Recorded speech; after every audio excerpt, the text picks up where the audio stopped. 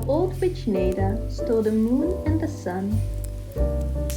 Once upon a time, thousands and thousands of years ago I expect, for no one ever hears of Witch Neda in these days, an old witch named Neda used to jump on her broomstick with another broom in her hand. She used to fly about the sky, brushing away the cobwebs, as she called them. What she really did was to brush away the little rain clouds that the stars used for veils when they were tired of shining. "You let our veils stay over our faces," said the little stars, quite angry with old Witch Neda. "We want them, you wicked old witch, go away, go away."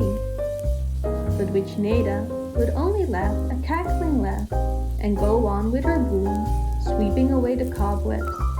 "Silly little stars," said old Witch Neda. "They would have the sky in a most untidy state if it weren't for me. I have to sweep every night. If I didn't, the sky would be filled with cobwebs. Veils indeed. Those silly little things do not know the difference between a veil and a cobweb." One night, the stars were all wearing their veils when along came old Witch Neda with her broom and whisked them off. And the little stars were so angry they forgot their nice manners. And many of them rushed at old Witch Neda, darting little sharp points right into her face and making her wink and blink so that she couldn't see where she was going. And she bumped right into the moon, who was just coming out from behind a cloud to see what was going on. "Look out where you are going, old witch," he called. Old Neda dropped her broom and made a grab for the moon, and she caught him too, right by the nose.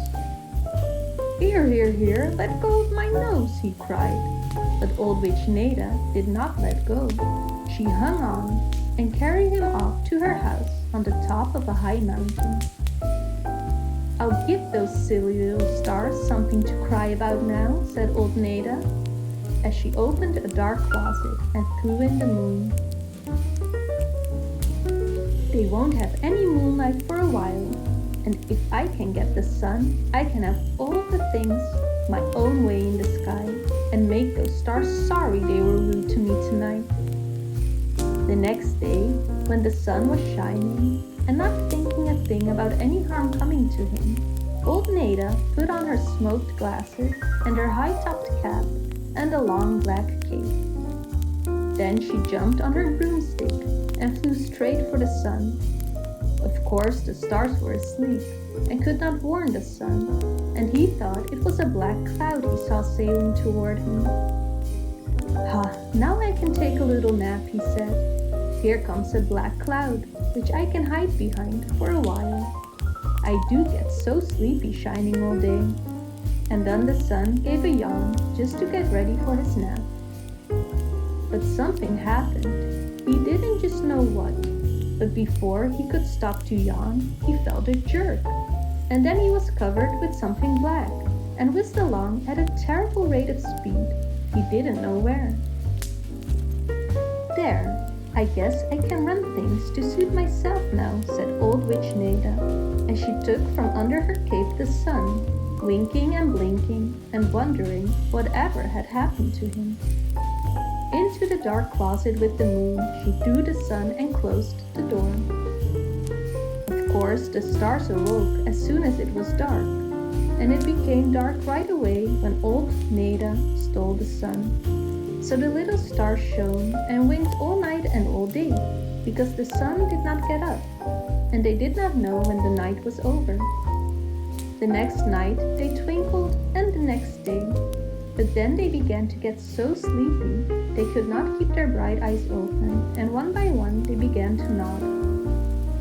"I wonder what can be the matter with us," said one star, trying to keep awake. "This is the longest night I've ever seen." "I wonder where the moon is," said another.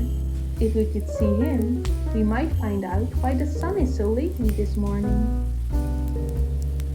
Old Witch Neda was flying about, hidden beneath her black cape, and she laughed to herself as she heard what the stars were saying.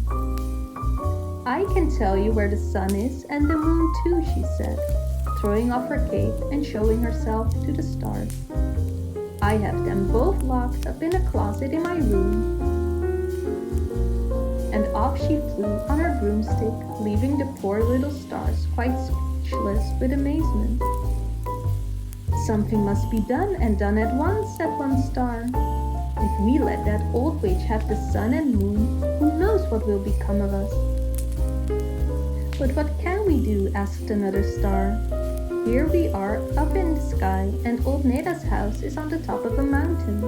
Besides that, she will keep a close watch over them, you may be sure. What can we do, and what will become of us?" "One of us must go down there and let them out," said the first star. "Now, which one of us will go? That's the first thing to settle." No one answered for a minute, and then a very little star said timidly, "I'm willing to go, but I'm so small, I do not suppose I could do any good." "You are the very one to go, just because you are so small," said the first star. "And now I will tell you how it can be done. Old Witch Neda will be up here tonight, you may be sure, because she is happy now that she has the sun and the moon, and wants to see how unhappy we are. When she comes tonight, we must make a great fuss and cry because we are so upset, not knowing when it is day or night, and beg her to help us. She will fly around close to us, and when she is very near Little Star, we must wail and cry and attract her attention, and then Little Star must jump on the broomstick right behind Old Witch Neda." "Oh," said all the stars, "oh," for they were afraid of old Neda. But the little star did not cry out. She just winked and blinked and listened to what the first star said. "As I said," continued the first star, "Little Star must jump on the broomstick right behind Old Witch Neda, and then close her eyes until old Neda comes to her house on top of the mountain. Of course, she can only take just one look then, just to see where the old witch goes. And Little Star must stay very still until old Neda goes to bed, for she usually sleeps in the daytime. When all is still and you are sure Old Witch Neda sleeps, then you must go about very carefully and quietly until you find the closet where the sun and the moon are kept prisoners, and unlock the door." "But what good will that do?" asked one star. "They will be out of the closet. But how will they ever get back to their places in the sky? The old witch will never bring them, of course." "Wait, my dear sister, and I will tell you even how that can be managed," said the first star. "After you have released the sun and the moon, Little Star, you must hurry to the place where the old witch keeps her magic broomstick and jump on it. Smooth it 3 times one way, and then 3 times in the opposite direction, and it will obey you. You must be very careful, however, to smooth it but one way until you have the sun and moon safely on it with you. But hush, hush, here comes Old Witch Neda." Old Witch Neda cackled and chuckled when she heard the wailing and crying the stars were making over the loss of the sun and the moon. "Oh, give them back to us, give them back to us," they cried. "We will never be rude to you again, even when you pull up our fields." "Ha ha," said the old witch, laughing loudly. "I guess you won't be rude to me, my silly little stars, for I intend to keep the old moon and sun locked in my closet and make you shine all the time until you are so sleepy you fall out of the sky. Ha ha ha." "Oh, oh," cried the stars all together, and old Neda flew close to them to better see how they suffered. And then Little Star did as the first star had told her to do, and the next instant she was flying along with Old Witch Neda toward her house on the top of the mountain. Little Star looked just once and saw old Neda go into the house.